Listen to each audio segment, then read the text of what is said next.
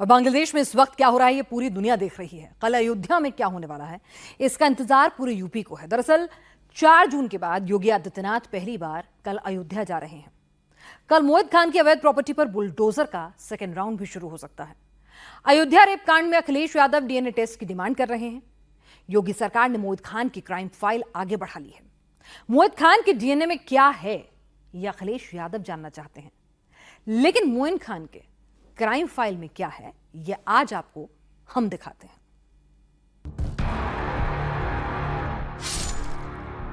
ये मोहित खान का घर है। घर के कागज नहीं है, क्योंकि घर कब्रिस्तान की जमीन पर बना है। यहां बुलडोजर चलेगा।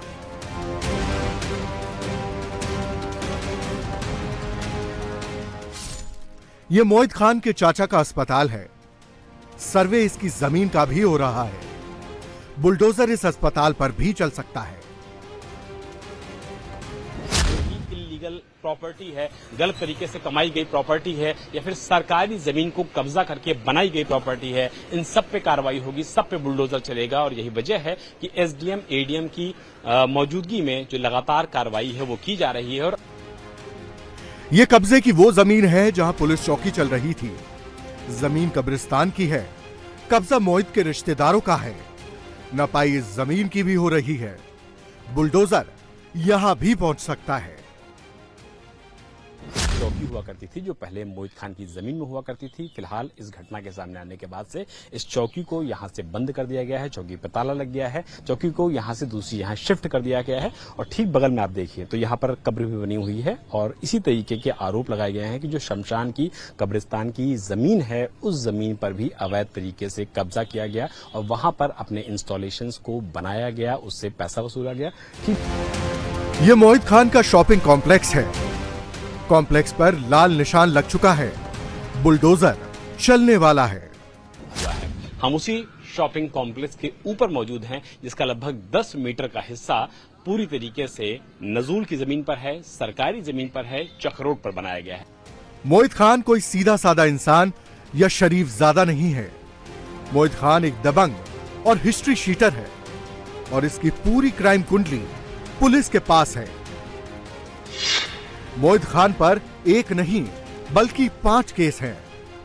मोहित खान पर 302 यानी मर्डर और 376 यानी रेप की धाराएं लग चुकी हैं।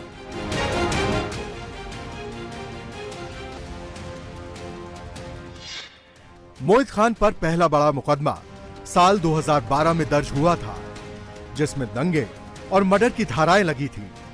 अगले ही साल मोहित खान पर थाने में दूसरा केस दर्ज हुआ। 2013 में जो केस दर्ज हुआ उसमें गुंडा अधिनियम लगाया गया।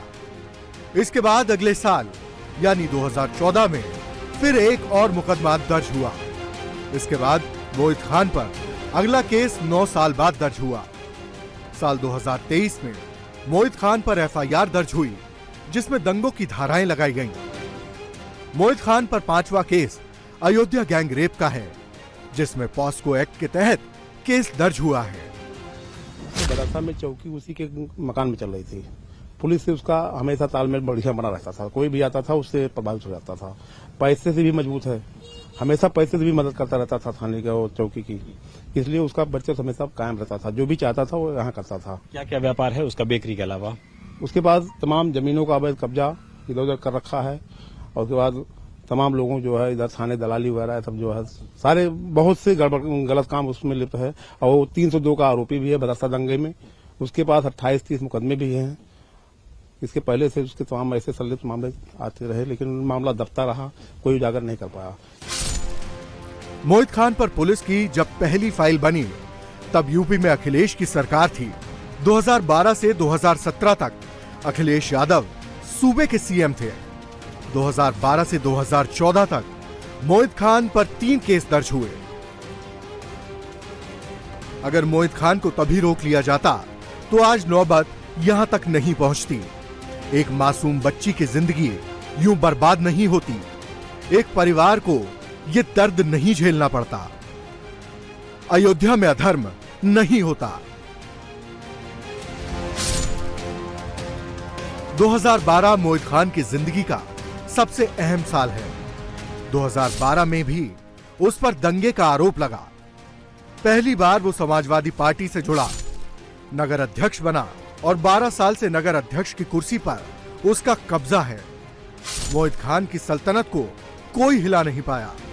मोहित खान की पढ़ाई भदरसा के मदरसे में हुई है। वो दूसरी पास है, लेकिन उसे जिंदगी की पूरी समझ है। उसे पता था कि अगर रसूख बनाना है तो फिर सियासत में पांव जमाना होगा। मोहित खान 18 साल की उम्र में ही लोकल नेतागिरी करने लगा था।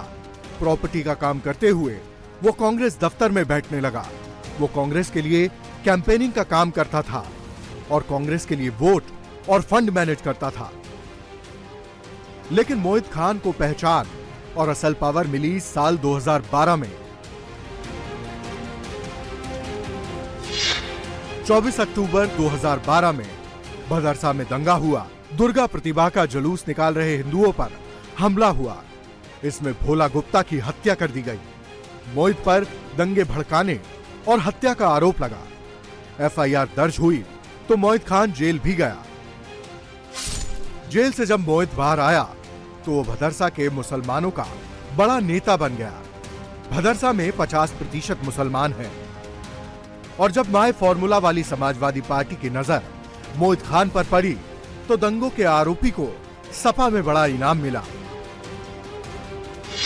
2012 के दंगे के बाद मोहित खान समाजवादी पार्टी ने उसे नगर अध्यक्ष बना दिया।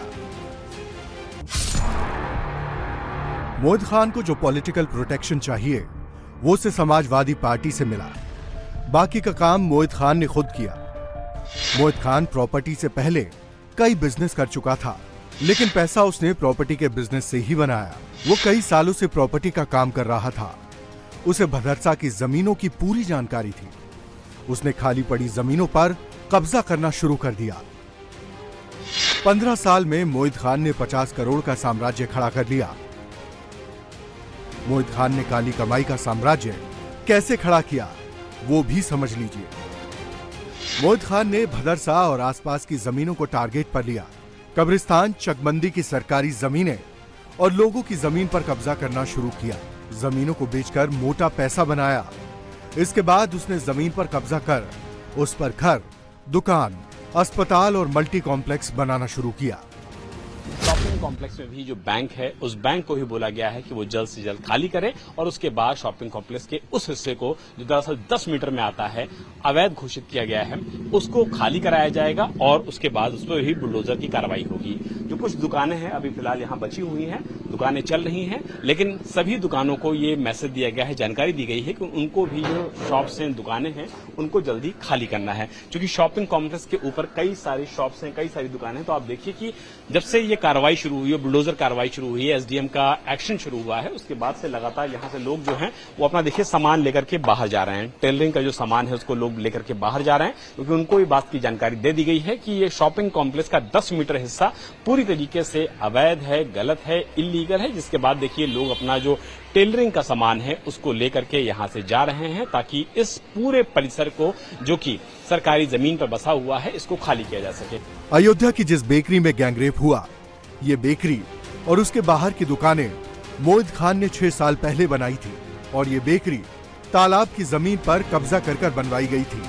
जब मोहित खान का रसूख कायम हो गया, धंधा चल पड़ा, तो उसने अपने परिवार और रिश्तेदारों को भी इस धंधे से जोड़ लिया।